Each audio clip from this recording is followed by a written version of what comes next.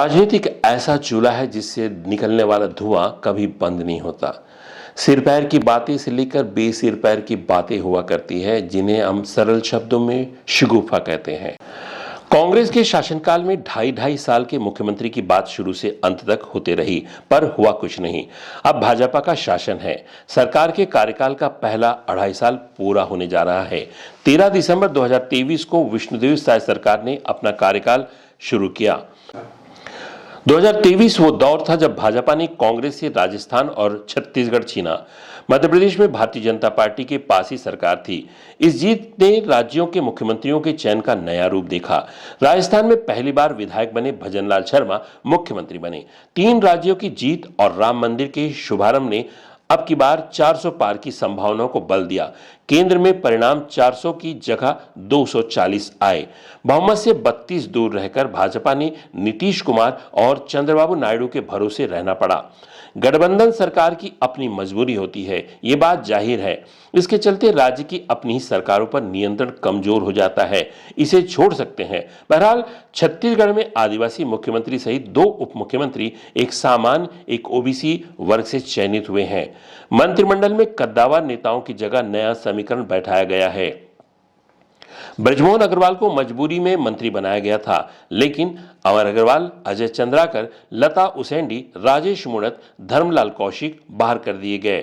चुनाव के बाद संभावित मुख्यमंत्री के रूप में विख्यात नौकरशाह ओपी चौधरी को वित्त विभाग दिया गया। पूर्व मुख्यमंत्री भूपेश बघेल ने साय सरकार को दिल्ली की रिमोट से चलने वाली सरकार बताया। सरकार तो चलेगी ही चली और मई का महीना 2.5 साल पूरा होने वाला है, यानी कि इंटरवल। पिक्चर अभी बाकी है। पहले हाफ की फिल्म में ऐसा महसूस हुआ कि राज्य की सरकार में अफसरशाही का जलजला है।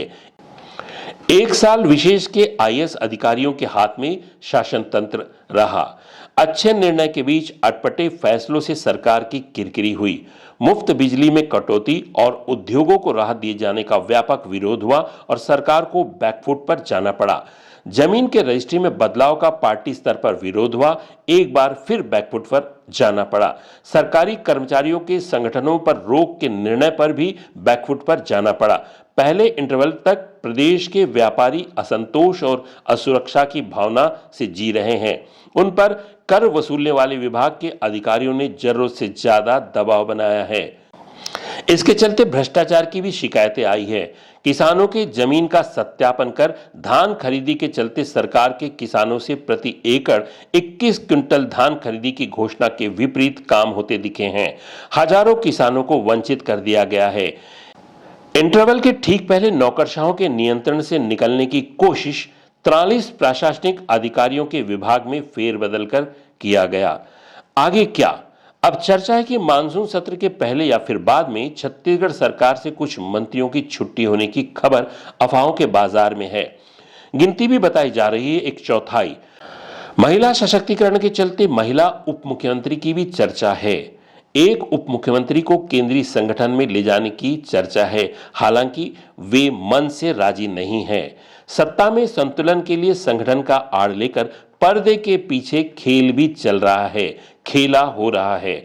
बताया जाता है कि छत्तीसगढ़ में 2 गुटों के बीच राजनीतिक और प्रशासनिक लड़ाई सतह पर है। अगले 2.5 साल कामकाज के होंगे, क्योंकि जीतने के लिए कारगर उपाय यही है। अच्छी खबर यह है कि छत्तीसगढ़ नक्सल मुक्त हो गया। आगे किससे मुक्त होना है, पिक्चर अभी बाकी है। हमारी ये कोशिश थी कि छत्तीसगढ़ के वर्तमान राजनीतिक परिदृश्य को आप तक पहुंचाए। मितान एक्सप्रेस में बने रहने के लिए हमारे इस चैनल को लाइक करें, शेयर करें और सब्सक्राइब जरूर करें। नमस्कार।